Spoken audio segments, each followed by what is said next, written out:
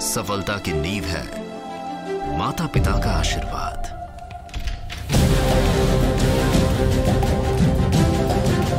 और सफलता की सीढ़ी परीक्षा द सक्सेस ऐप।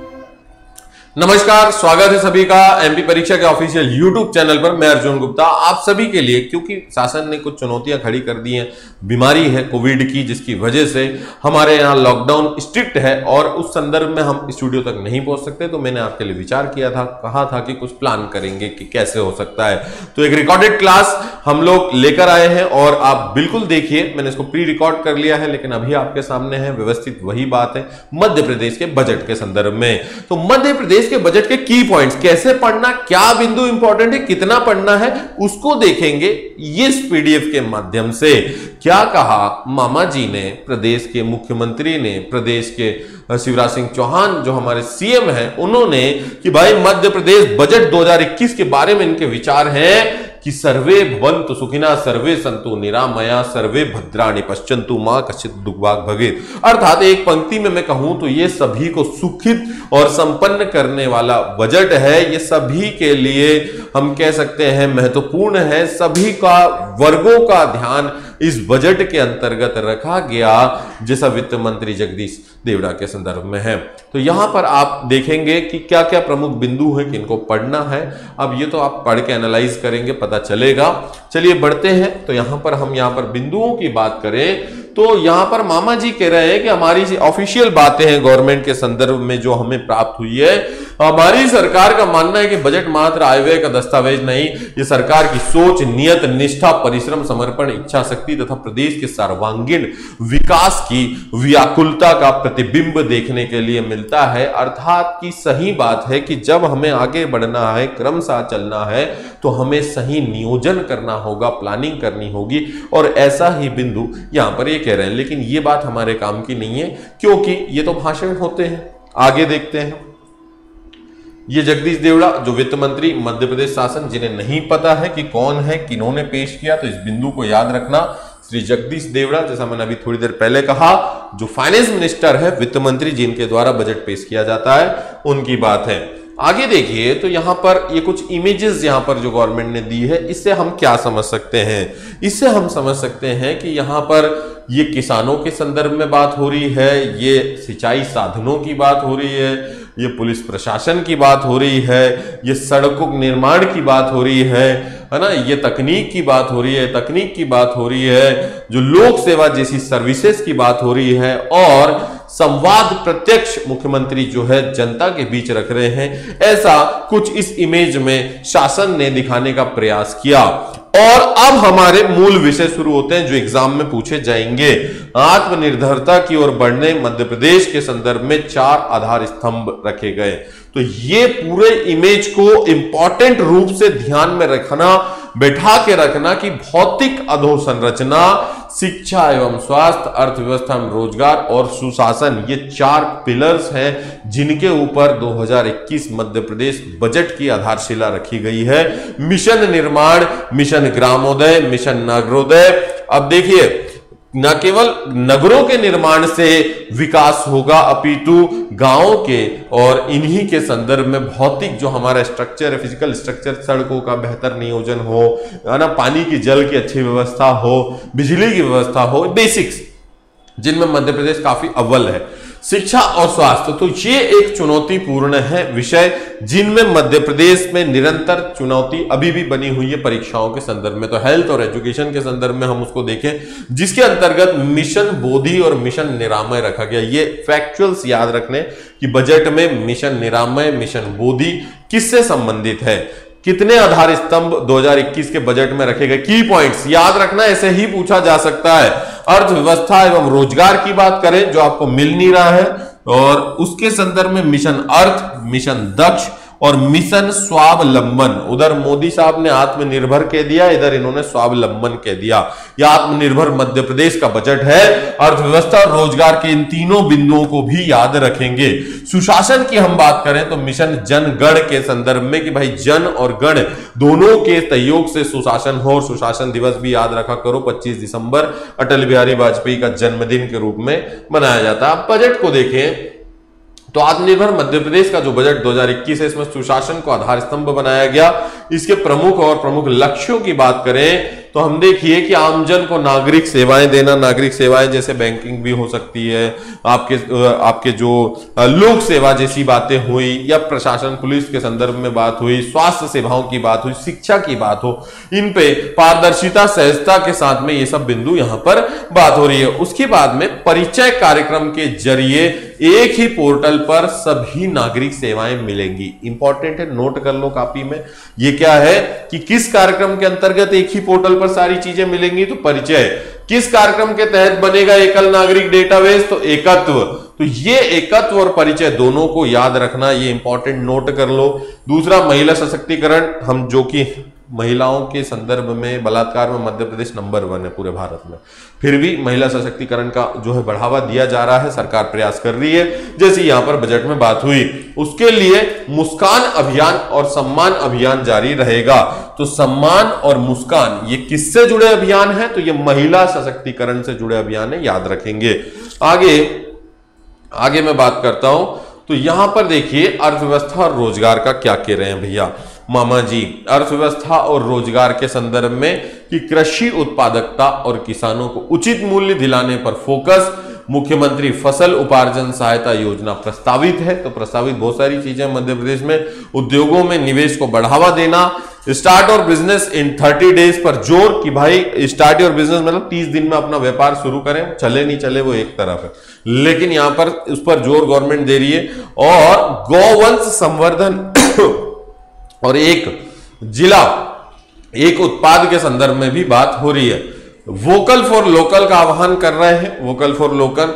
उसके अलावा युवाओं को स्वरोजगार के नए अवसर देने के लिए इंपॉर्टेंट है मुख्यमंत्री स्वरोजगार योजना प्रस्तावित है। ये प्रावधान भी पूछे जाते हैं कि मुख्यमंत्री स्वरोजगार योजना के अंतर्गत 112 करोड़ जो है राशि प्रस्तावित है। तो कितनी राशि प्रस्तावित है, याद रखेंगे 112 करोड़। शिक्षा और स्वास्थ्य के संदर्भ में मिशन बोधि चलाया जा रहा है, ये याद रखना। मिशन बोधि किससे संबंधित है, तो शिक्षा स्वास्थ्य जो आधार स्तंभ अभी हमने देखे थे उनमें तीसरा। यहां पर छात्रावासों का निर्माण, उच्च शिक्षा, स्पोर्ट्स के लिए प्रोत्साहन कर रहे हैं कि भाई ओलंपिक में, कॉमनवेल्थ में, एशियाई खेलों में, राष्ट्रीय खेलों में भारत का नाम, मध्य प्रदेश का नाम रोशन करें।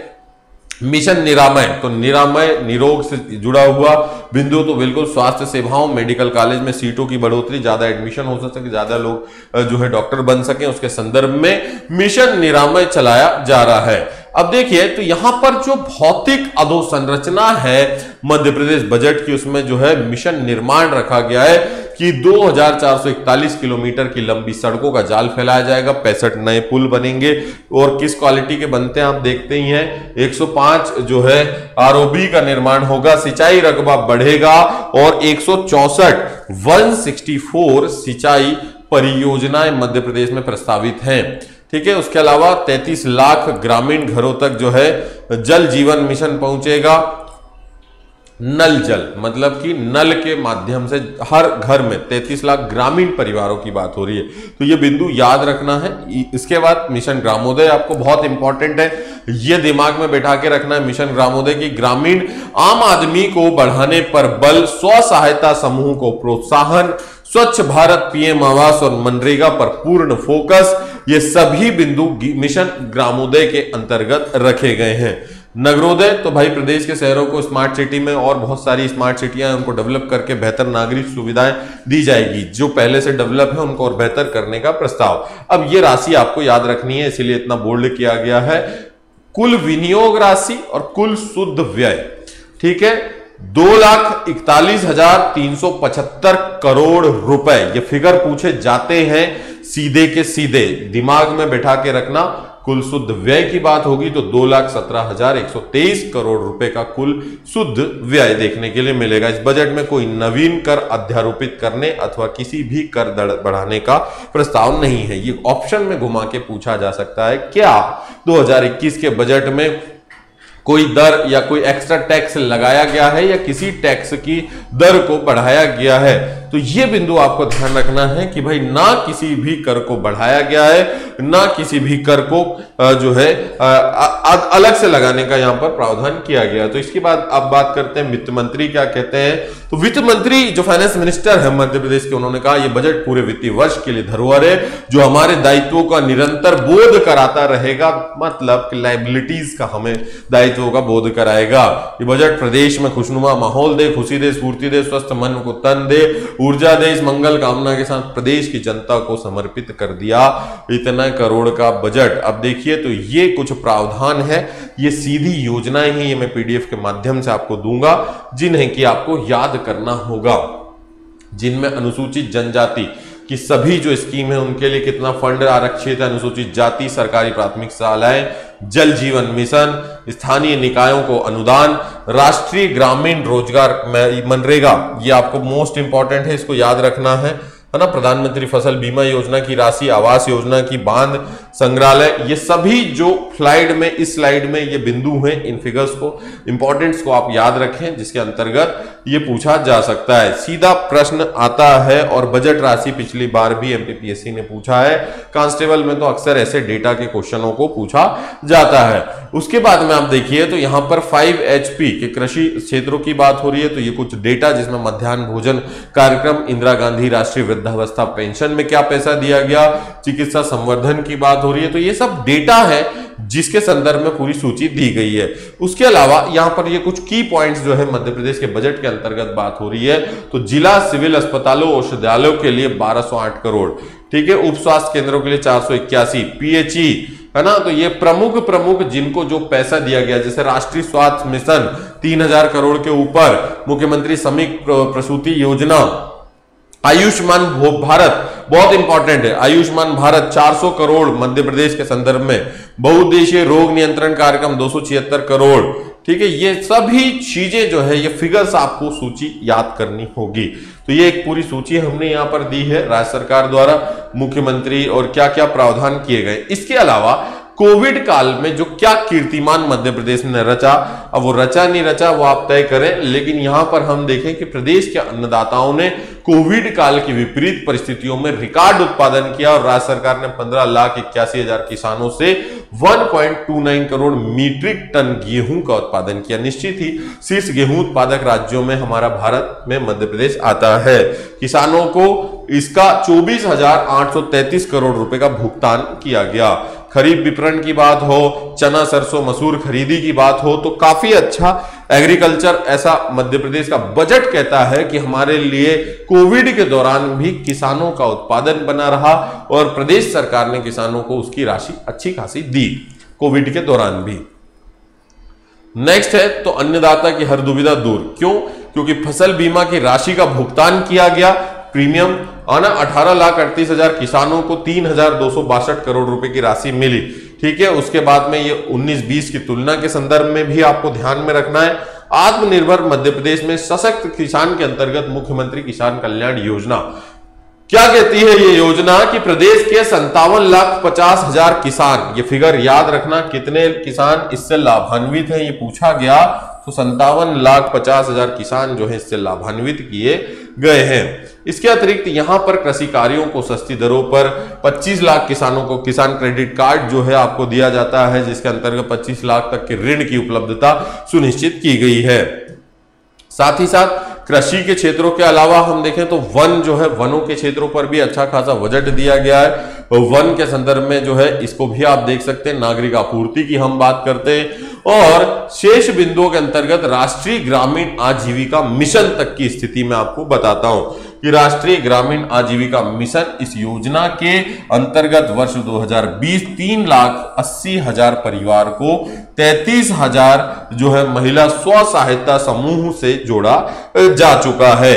देखिए कुल मिलाकर अभी तक जो बातें हो रही है उससे हमें स्पष्ट क्या होता है कि यहां पर जो मुख्य बिंदु है वो ये है कि बजट में 4 स्तंभों को विशेषता ध्यान देना, कुल बजट की मैंने जो अभी तक बात बताई उसको ध्यान देना, कुछ जो मैंने स्लाइड में योजनाओं की, किस योजना को कितना फंड आवंटित किया गया उनमें प्रमुख को, जैसे मनरेगा हुई, आयुष्मान भारत हुई, प्रधानमंत्री किसान फसल बीमा योजना हुई मुख्यमंत्री की, तो इन प्रमुख योजनाओं को आपको याद रखना है विशेष तौर से।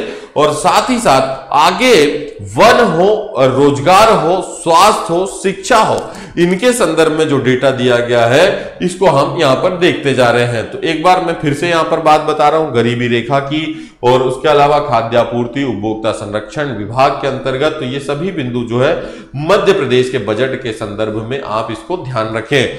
ठीक है, तो इसका क्या है, पूरा जो सत्र है, पूरा जो सेशन है, मूल रूप से अभी इसमें 70 स्लाइड है, मैंने 20-22 स्लाइड आपको इसलिए डिस्कस कराई है क्योंकि आप जो है कल संडे का समय है, कुछ खाली ना जाए, कुछ ना कुछ आप इसको रिकॉल कर लें। फिर इसके आगे का पूरा बजट और आर्थिक सर्वे ये भी मैं आपके लिए लेकर आऊंगा मंडे के दिन, जो इसके आगे की शेष चीजें रह जाती हैं। तो एक माहौल आपके दिमाग में उपज जाएगा बजट के संदर्भ में, और आपको थोड़ी सी इसकी पृष्ठभूमि समझ में आएगी, फिर हम इसको आगे कंटिन्यू करेंगे।